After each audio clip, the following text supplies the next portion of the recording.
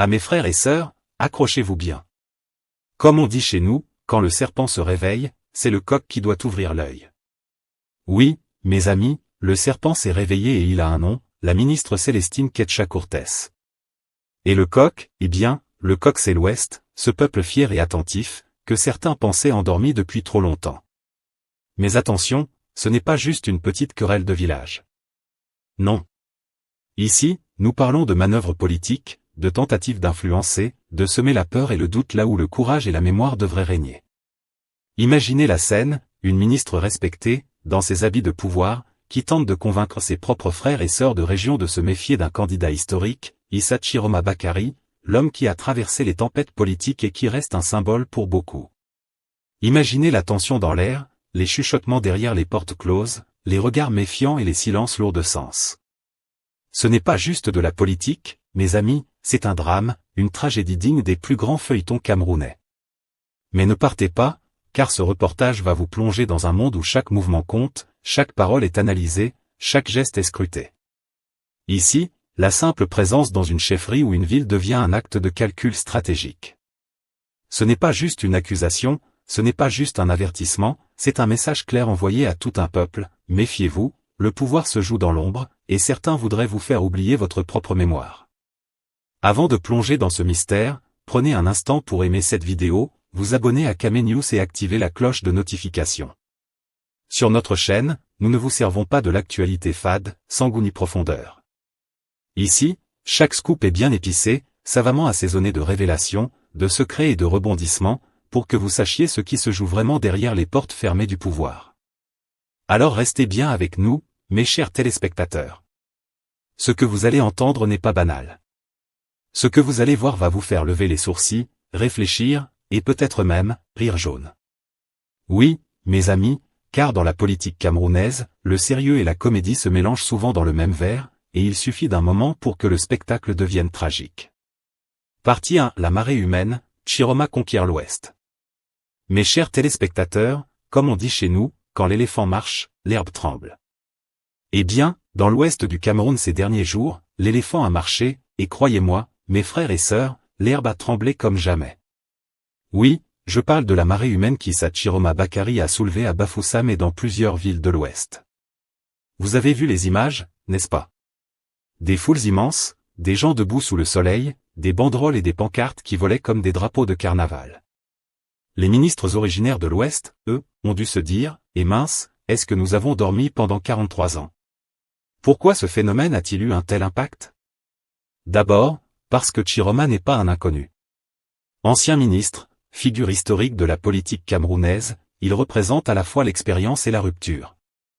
Mes amis, il y a quelque chose de fascinant dans cet équilibre, il a l'air du monsieur sérieux, mais en même temps il est capable de surprendre, de casser les codes, et ça attire le peuple comme le miel attire les abeilles. Ensuite, il faut comprendre l'effet de surprise. Imaginez-vous, un ancien ministre, longtemps au sein du pouvoir, qui décide soudain de quitter la scène confortable de Yaoundé pour parcourir l'Ouest, traverser villages et villes, serrer des mains, parler aux jeunes, écouter les anciens. Et là, c'est le choc pour les ministres, mais depuis 43 ans, on a tout partagé, et voilà qu'il réussit à rassembler la foule que nous n'avons jamais su mobiliser. À mes amis, c'est la vraie peur politique, celle de voir l'émotion populaire se retourner contre soi. Mais attention, il ne s'agit pas seulement de charme personnel ou d'effet de surprise. Il y a une véritable stratégie derrière cette marée humaine. Chiroma a compris que dans ces régions, le pouvoir se joue à la fois sur la symbolique et sur la proximité. Aller rencontrer les chefs traditionnels, écouter les doléances des populations, visiter les marchés, s'asseoir avec les jeunes, ce sont autant de gestes qui transforment un simple meeting en événement mémorable. C'est comme si on disait, moi, je viens ici, je vous vois, je vous écoute, vous comptez pour moi. Et croyez-moi, mes frères, dans un pays où beaucoup ont l'impression d'être oubliés par l'État, ce geste compte plus que 1000 affiches et discours radiophoniques. Et puis, il y a l'effet visuel et médiatique. Les images des foules qui se pressent autour de lui font le tour des réseaux sociaux et des médias locaux. Chaque photo, chaque vidéo devient un symbole, regardez, Chiroma attire le peuple. Et pour les ministres et les candidats rivaux, c'est un vrai coup de massue psychologique, est-ce qu'on doit courir après des votes ou des followers maintenant? Ajoutons à cela la dimension symbolique de la Sanaga, ce fleuve qui, pour certains, devient une frontière invisible entre l'Ouest et le reste du pays. Traverser la Sanaga, aller rencontrer les populations et les chefs, pour les électeurs, c'est une preuve de volonté et de sincérité. Les ministres qui n'ont jamais franchi cette rivière depuis des décennies voient leur image ternie par comparaison, eux qui devaient incarner la présence et l'attention, se retrouvent soudain en retrait. Enfin, mes amis, il y a un effet psychologique subtil mais puissant, la foule crée un sentiment de momentum. Quand les gens se voient nombreux, applaudissant et chantant, ils ont l'impression de participer à un mouvement historique. Et ceux qui regardent de l'extérieur, y compris les ministres et candidats rivaux, ressentent l'urgence et la pression, si nous n'agissons pas vite, le train va nous passer dessus. Alors retenez ceci, chers téléspectateurs, la marée humaine de Chiroma à Bafoussam n'est pas juste un rassemblement. C'est un signal politique fort, un mélange de stratégie, de symbolique, d'émotions populaires et d'effets médiatiques. Les ministres originaires de l'Ouest, eux, ont frissonné, et certains ont peut-être commencé à repenser leur stratégie, comme un éléphant surpris par la force de son propre écho. Et comme on dit chez nous, avec un petit sourire ironique, celui qui croit que les mains seules font le gouvernement oublie le cœur qui bat dans le village. Eh bien, mes frères et sœurs, Chiroma vient de faire battre le cœur de l'Ouest, et ça, personne ne pourra l'effacer de sitôt. Partie 2, la riposte des notables et la leçon de reconnaissance. À mes frères et sœurs, ici on entre dans un chapitre délicieux de notre saga politique camerounaise, la riposte des notables. Comme on dit chez nous, quand le buffle secoue sa queue, ce n'est pas le vent qui bouge, c'est l'herbe qui panique. Eh bien, dans cette campagne, Issa Chiroma Bakary a secoué la queue du buffle, et les ministres de l'Ouest, eux, ils sont déjà en train de trembler, comme si on venait de leur annoncer que les billets de banque allaient disparaître de leur portefeuille. Regardez la scène. Le ministre de l'Habitat, Madame Célestine Ketcha-Courtès, prend le micro et balance ce fameux rappel historique. J'ai vu des gens qui, en 43 ans de partage de pouvoir avec le régime, n'avaient jamais traversé la Sanaga. Ah bon? On parle ici de 43 ans. 43 ans d'absence, et soudain, la campagne les oblige à se souvenir de l'Ouest. Comme si l'Ouest était un petit village oublié derrière la montagne, et que maintenant qu'il y a des meetings, il devient soudain important. Mes amis, ça sent le mémoire sélective et la leçon de reconnaissance à plein nez. Mais attention, ce n'est pas juste de la nostalgie. C'est une manœuvre politique subtile.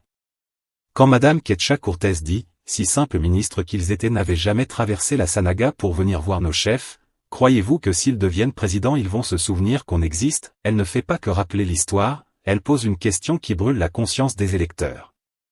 Elle fait dire à chacun, si je choisis celui-là, est-ce qu'il va m'oublier ensuite? Ah! Voilà le cœur du problème. Cette riposte n'est pas seulement verbale, mes frères et sœurs. Elle est symbolique et émotionnelle. Dans un pays où la mémoire politique est courte et où l'émotion guide souvent le vote, rappeler que certains acteurs ont ignoré l'Ouest pendant 43 ans, c'est rappeler au peuple, ne vous laissez pas séduire par les sourires et les promesses de dernière minute. Et cela fonctionne doublement, d'abord, ça inquiète les électeurs, ensuite, ça met la pression sur les candidats rivaux. Regardons encore la technique. C'est du psychodrame politique, mais à la camerounaise même.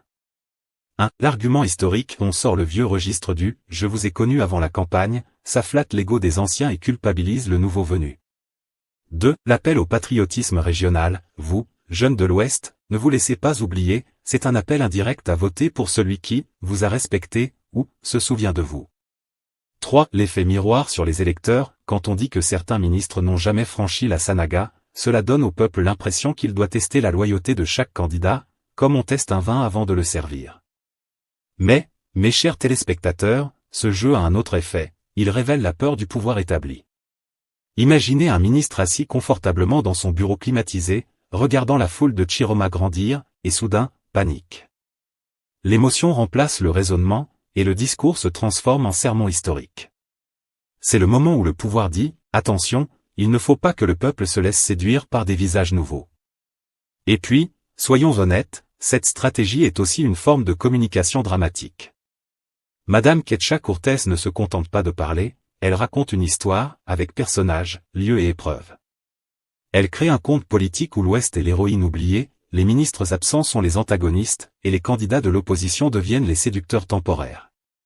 Chaque phrase est calibrée pour provoquer émotion et réaction. Enfin, mes amis, ce que cette riposte nous apprend, c'est une vérité fondamentale, la politique camerounaise est un théâtre de mémoire et de symboles. On ne vend pas seulement un programme, on vend l'histoire, la reconnaissance, la fidélité et, surtout, la peur de l'oubli. Le peuple assiste à cette comédie, rit, fronce les sourcils, mais au moment du vote, il décidera qui a été sincère et qui n'était là que pour la photo. Alors retenez ceci, la riposte des notables n'est pas qu'un discours. C'est un couteau à double tranchant, il rappelle l'histoire, mais il peut aussi exposer le vide des promesses. Et comme on dit dans nos villages, celui qui crie le plus fort ne frappe pas forcément le plus fort. Chefferie, Sanaga et mémoire, ce que gagne. À Camerounais, on dit souvent chez nous, celui qui ne connaît pas la valeur de la case du chef croit que la vraie maison est au carrefour. Voilà pourquoi, dans cette campagne, tout le monde court vers les chefferies comme si c'était la nouvelle station-service où on distribue l'essence gratuite. Mais attention, ici, l'essence, ce n'est pas du carburant. C'est de la bénédiction, de la légitimité, de la tradition, bref, le genre de certificat invisible qui fait qu'un candidat devient subitement plus crédible aux yeux des populations. Regardez un peu la scène. Vous voyez Issa Chiroma Bakary, fraîchement débarqué avec son sourire légendaire et son costume souvent plus large que lui. Le voilà dans une chefferie de l'Ouest, assis par terre comme un élève de l'école primaire, devant un chef en grand habit traditionnel, perles brillantes et sceptre en main. Dans le protocole, on lui donne du vin de raffia. Il boit un peu, fait semblant de se lécher les lèvres comme si c'était du champagne millésimé, et tout le monde applaudit. Voilà, il a conquis la chefferie.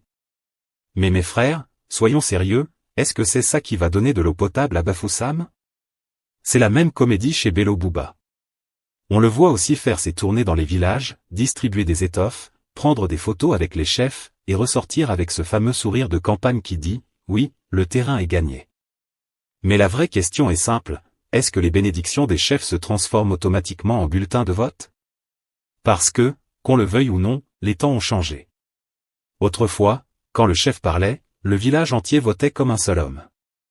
Aujourd'hui, même dans le palais du chef, il y a des militants du RDPC, du MRC, du PCRN, et même des abstentionnistes professionnels. Mais ne minimisons pas. Les chefferies restent des symboles lourds. Dans un pays où l'État central a souvent négligé les traditions locales, aller voir un chef, c'est envoyer un message fort, je vous respecte, je reconnais votre autorité. C'est aussi une manière de dire aux populations, voyez, même vos ancêtres sont avec moi. Et ça, c'est du marketing politique pur et dur. Maintenant, parlons de cette fameuse Sanaga.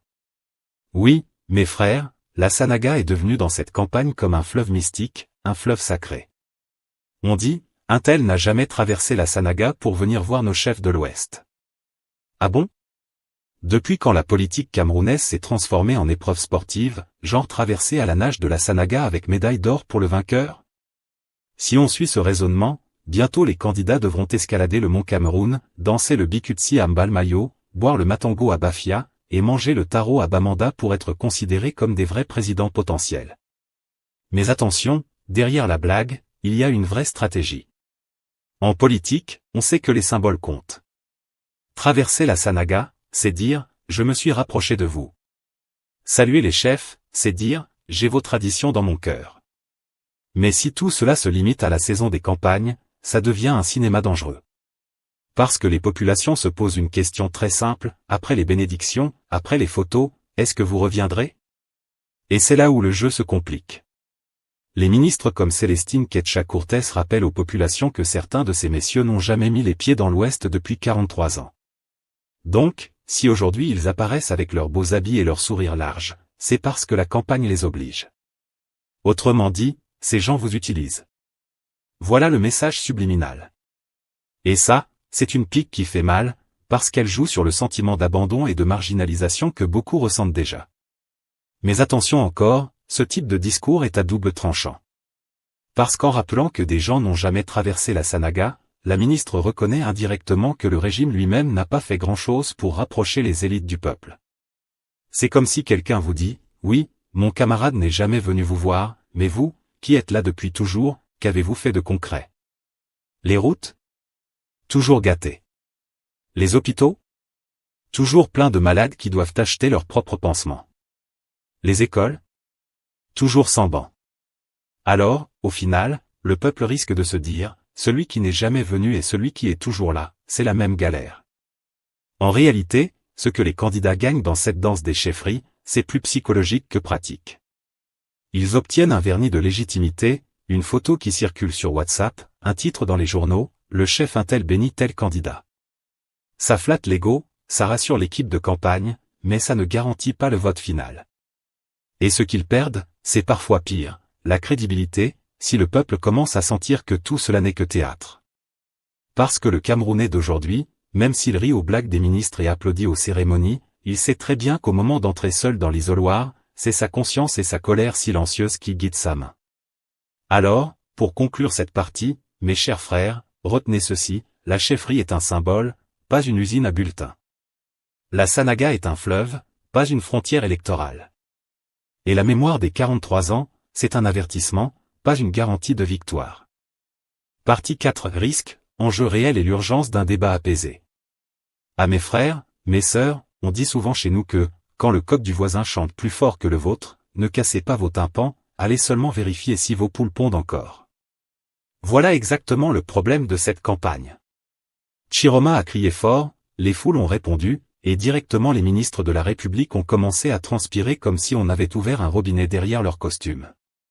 Mais au lieu de sortir les vrais arguments, chacun prend la route du théâtre, les uns racontent les histoires de Sanaga jamais traversées, les autres multiplient les bénédictions chez les chefs traditionnels, et le peuple au milieu devient spectateur d'une pièce comique qui coûte très cher aux contribuables.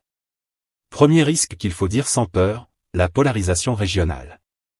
Oui, mes frères, si on continue de transformer chaque meeting en concours de « qui connaît mieux l'Ouest », qui a déjà traversé la Sanaga, qui a déjà salué tel chef, on n'est plus dans une présidentielle mais dans une foire régionale.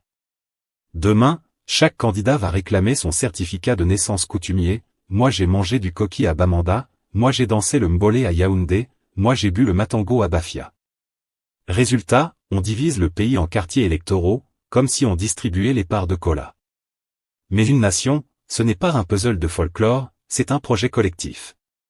Deuxième risque, la récupération politique, ou comme on dit chez nous, quand quelqu'un veut vous vendre une vieille voiture, il vous dira que c'est la même marque que celle du préfet. Ici, certains ministres veulent transformer l'histoire en dette éternelle. Ils disent, souvenez-vous, depuis 43 ans, nous avons partagé le pouvoir avec vous. Mais attendez, partager le pouvoir comment? C'est comme si quelqu'un vit dans une maison avec vous, mange le poulet entier, et puis vous laisse les os, mais le jour du jugement, il vous rappelle, on a partagé un. Oui, partagé, mais partagé quoi? Le peuple n'a pas vu les routes, les hôpitaux, ni les écoles de qualité. Alors ce genre de mémoire sélective devient une récupération qui peut pousser le citoyen à la révolte silencieuse dans l'urne. Troisième risque encore plus sérieux, la tension sur le terrain. On connaît déjà notre Cameroun, un petit clash verbal peut vite tourner en bagarre de marché.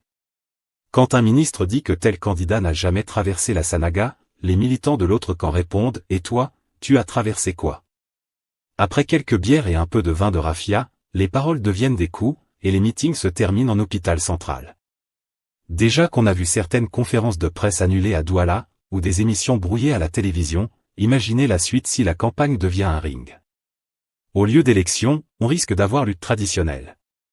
Et puis le dernier danger, mes chers téléspectateurs, c'est l'oubli de l'essentiel.